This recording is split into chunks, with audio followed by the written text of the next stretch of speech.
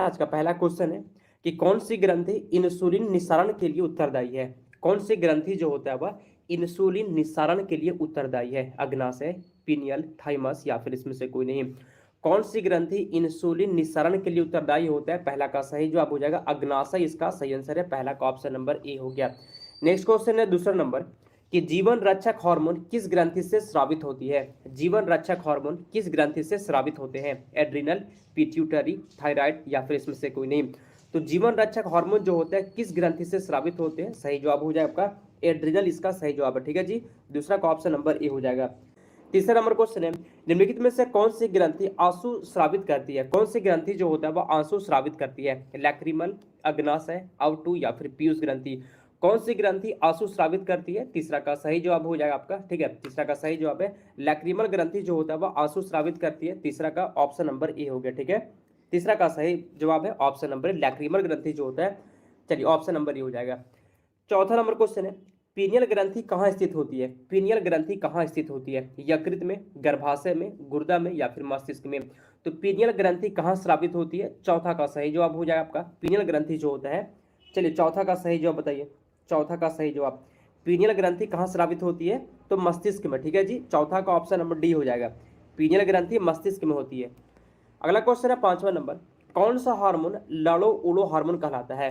कौन सा हार्मोन जो है, ठीक है, क्वेश्चन कहता है कौन सा हार्मोन लाड़ो उड़ो हार्मोन कहलाता है। इंसुलिन, एड्रिनेलिन, ऑक्सीटोसिन या फिर एस्ट्रोजन। कौन सा हार्मोन लाड़ो उड़ो हार्मोन कहलाता है। पांचवा का सही जवाब हो जाएगा आपका ऑप्शन नंबर बी हो जाएगा। एड्रिनेलिन इसका सही जवाब है। ठीक है, पांचवा का फ्रेंड्स ऑप्शन नंबर बी हो गया। एड्रिनेलिन इसका सही आंसर हो जाएगा। नेक्स्ट क्वेश्चन है छठा नंबर इसमें से कौन सा एक हार्मोन है। इसमें से कौन सा जो है एक हार्मोन है। इन्वर्टेज, एस्कॉर्बिकम, इंसुलिन या फिर आरएनए। इसमें से कौन सा एक जो है हार्मोन होता है। छठा का सही जवाब बताइए तो इसमें से कौन एक हार्मोन है। छठा का आंसर इसमें से कौन एक हार्मोन है। तो फ्रेंड छठा का सही जवाब हो जाएगा आपका इंसुलिन जो होता है एक हार्मोन हो जाएगा। फ्रेंड छठा का ऑप्शन नंबर सी हो जाएगा। ठीक है, चलिए नेक्स्ट क्वेश्चन की ओर बढ़ते हैं हम लोग। सातवां नंबर क्वेश्चन है इसमें से कौन सा एक स्त्रीलिंग हार्मोन। इसमें से स्त्रीलिंग हार्मोन कौन सा है। एस्ट्रोजन, इंसुलिन, ऑक्सिन या फिर एंड्रोजन। सात का आंसर बताइए इसमें से स्त्रीलिंग हार्मोन कौन सा है। सात का आंसर इसमें से स्त्रीलिंग हार्मोन कौन सा है। तो सातवां का सही जवाब एस्ट्रोजन जो होता है आपका स्त्रीलिंग हार्मोन होता है जी। सात का ऑप्शन नंबर ए हो गया। ठीक है, सात का सही जवाब आपका ऑप्शन नंबर एस्ट्रोजन जो होता है स्त्रीलिंग हार्मोन है। आठ नंबर क्वेश्चन है निम्नलिखित हार्मोन में से किसमें आयोडीन होता है। किसमें आयोडीन होता है। थायरॉक्सिन, एड्रिनेलिन, इंसुलिन या फिर टेस्टोस्टेरोन।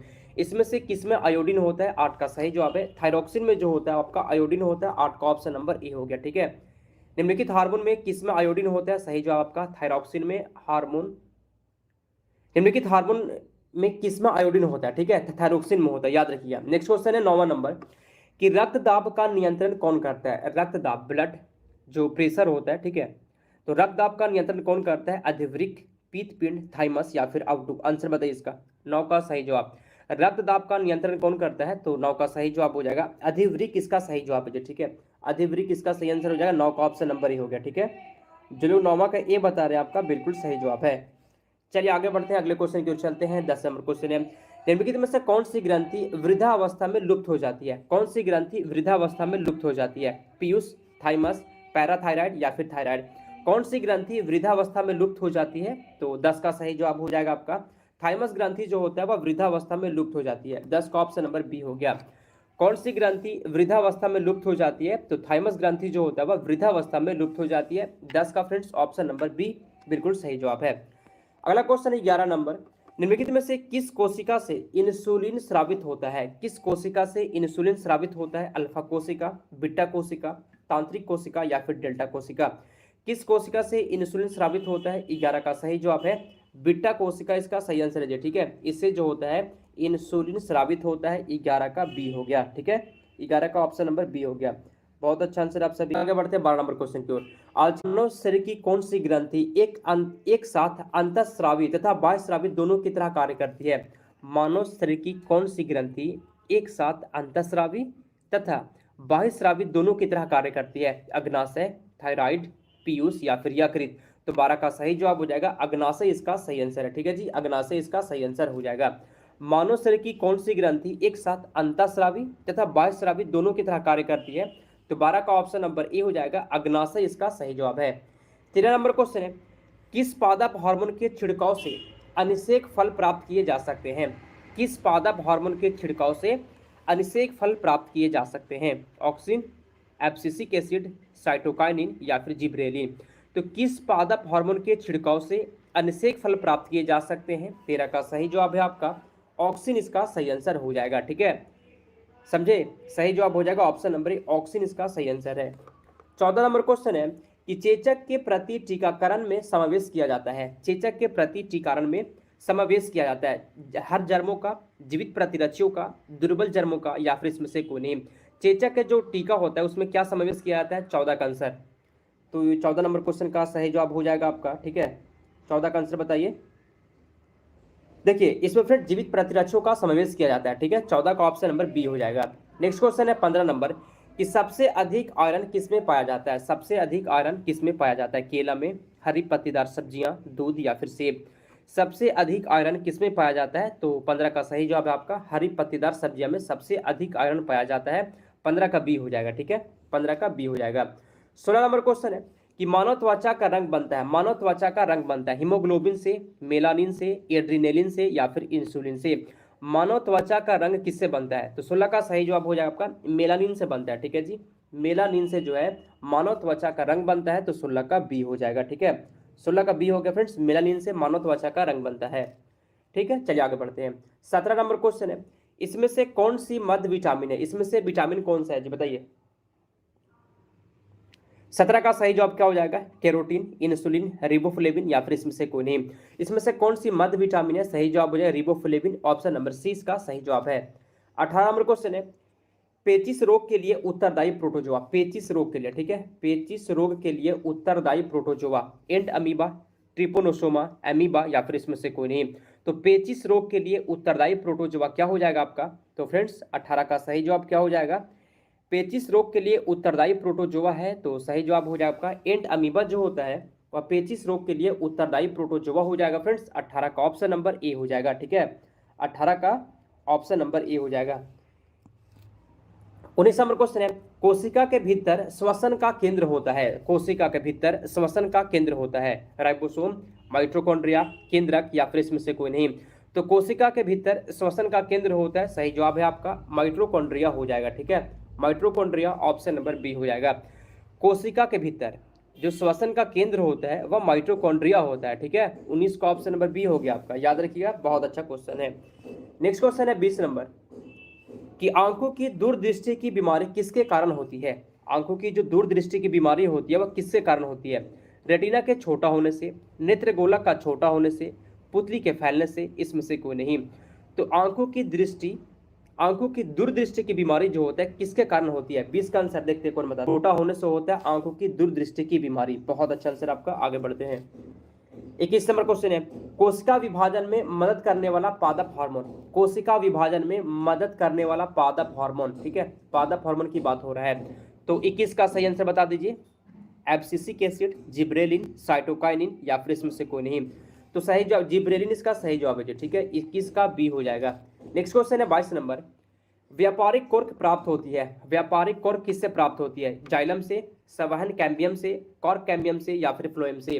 तो व्यापारिक कॉर्क किससे प्राप्त होती है? 22 का आपका सही जवाब है व्यापारिक कॉर्क जो होता है, सही जवाब है कॉर्क कैम्बियम से प्राप्त होती है। 22 का सी हो गया। ठीक है, व्यापारिक कॉर्क जो प्राप्त होता है वह, ठीक है, कॉर्क कैम्बियम से। 22 का ऑप्शन नंबर सी है। ठीक है, 23 नंबर क्वेश्चन है कि दोषयुक्त वृक्क वाले व्यक्तियों के लिए अपोहन का उपयोग किया जाता है। इसमें निहित प्रक्रम है अधिशोषण, सक्रिय गमन, प्रसारण, वैद्युतिक संचलन। क्वेश्चन को ध्यान से पढ़िएगा कि दोषयुक्त वृक्क वाले व्यक्तियों के लिए अपोहन का उपयोग किया जाता है। इसमें निहित प्रक्रम क्या हो जाएगा आपका?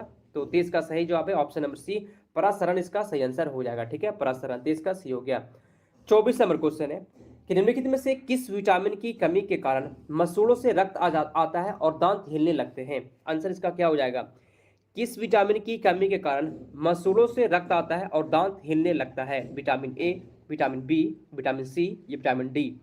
ठीक है, तो देखिए दांत से संबंधित जो भी बीमारी होता है वह विटामिन सी की कमी से होता है। ठीक है, विटामिन सी की कमी से हो जाएगा। ठीक है, 24 का सी इसका सही जवाब है जी। आगे चलते हैं हम लोग। 25 नंबर क्वेश्चन है, जब एक व्यक्ति वृद्ध हो जाता है तो सामान्यतः उसका रक्तदाब क्या हो जाएगा? जब एक व्यक्ति वृद्ध हो जाता है, बूढ़ा हो जाता है, तो उसका जो रक्त का दाब होता है वह क्या हो जाता है? घट जाता है, बदलता रहता है, उतना ही रहता है या फिर बढ़ जाता है? आंसर बताइए इसका। तो 25 का सही जवाब है फ्रेंड्स, घट जाता है। ठीक है, 25 का ऑप्शन नंबर ये हो जाएगा, घट जाता है। 26 नंबर क्वेश्चन है, जब वृक्क कार्य करना बंद कर दे तो निम्न में कौन सा पदार्थ जमा हो जाता है? जब वृक्क जो होता है, किडनी, काम करना बंद कर दे तो कौन सा पदार्थ जमा हो जाता है? शरीर में वसा, रक्त में नत्र जनित अपशिष्ट पदार्थ, रक्त में शर्करा या फिर शरीर में प्रोटीन? तो 26 का सही जवाब हो जाएगा आपका रक्त में नत्र जनित अपशिष्ट पदार्थ। ठीक है, 26 का ऑप्शन नंबर बी है, ऑप्शन नंबर 20 का सही आंसर हो जाएगा। अगला क्वेश्चन है 27 नंबर, शरीर में हीमोग्लोबिन का क्या कार्य होता है? शरीर में हीमोग्लोबिन का क्या कार्य है? ऑक्सीजन का परिवहन, लोहे का उपयोग, रक्ताल्पता को रोकना या फिर जीवाणु को नष्ट करना?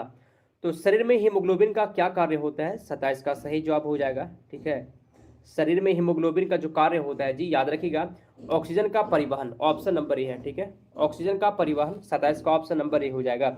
ठीक है, शरीर में हीमोग्लोबिन का जो काम होता है वह ऑक्सीजन का परिवहन होता है, 27 का ए हो गया। 28 नंबर क्वेश्चन है, ठीक है, पावोक्रिस्टेसस किसका वैज्ञानिक नाम होता है? पावोक्रिस्टेसस किसका वैज्ञानिक नाम है? बाघ, मोर, मनुष्य या फिर मेढक? आंसर क्या होगा? पावोक्रिस्टेसस किसका वैज्ञानिक नाम है? तो आंसर हो जाएगा आपका, सही जवाब है, मोर का वैज्ञानिक नाम है पावोक्रिस्टेसस। 28 का ऑप्शन नंबर बी एग्जाम में पूछा जा सकता है ये वाला क्वेश्चन। ठीक है, कि सौर ऊर्जा किससे प्राप्त होती है? सौर ऊर्जा किससे प्राप्त होती है? सूर्य, हवा, समुद्र या फिर चंद्रमा?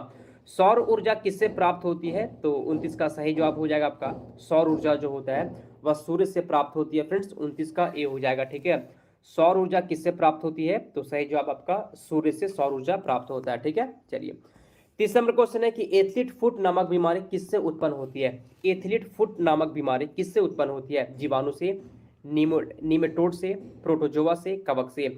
तो एथलीट फुट नामक बीमारी किससे उत्पन्न होती है? 30 का सही जवाब है आपका फ्रेंड्स, कवक से उत्पन्न होता है एथलीट फुट नामक बीमारी। ठीक है, 30 का सही जवाब है ऑप्शन नंबर डी हो जाएगा। ठीक है।